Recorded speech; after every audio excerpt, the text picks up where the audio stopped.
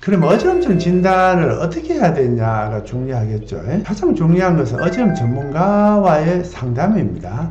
그래서 어지럼 전문가가 세밀한 병력 청취, 신경학적 진찰을 해야 된다. 굉장히 중요합니다. 왜냐하면 특히 외래베이스에 오는 어지럼증 환자들은 대부분 그 급성기 증상이 조금 좋아지고 병원에 옵니다. 왜? 너무 어지럼증이 심해서 구토와 장이 놀라서 설사하는 경우는 응급실로 가는 거지 외래 올 수가 없겠죠.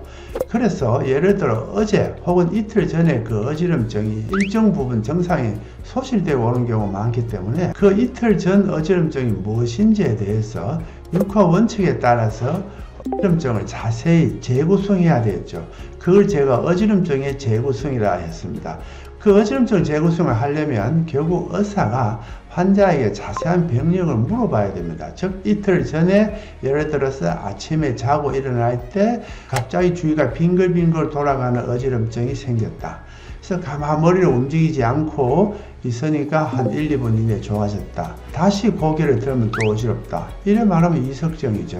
그러나 병원에 오실 때는 이석이 좀 좋아져서 올 수가 있습니다. 또한 신경학적 진찰이 중요하고 그 신경학 진찰 중에 특히 어지럼증 환자에서는 눈의 움직임, 눈의 불수의적인 안구 운동. 그래서 어지럼 전문가 의사들이 어지럼 환자에게 눈을 보는 이유는 이 눈과 귀는 서로 연결돼서 눈에서 어지러울 때는 안진이 많이 나타납니다. 안구진탕. 그 안구진탕을 잘 분석해서 귀의 문제냐, 즉 말초성 어지럼증이냐, 아니면 중추성 어지럼증이냐에 대해서 알기 때문에 신경 진찰이 매우 중요하죠. 그러나 가장 중요한 것은 의사의 공감 능력입니다. 즉 어지럼증 두통은 겉으로 드러난 것이 없기 때문에 고통받는 환자의 그 괴로움을 잘 모릅니다. 근데 주위가 돌아가는 극한의 고통이 바로 어지럼증이고, 그래서 제가 늘 이런 말씀을 농담적으로 합니다. 특히 30, 40대 여성들, 편두통, 두통, 어지럼증 있는 분들, 겉으로 보면 멀쩡하기 때문에 시어머니 몰라주는 당연해도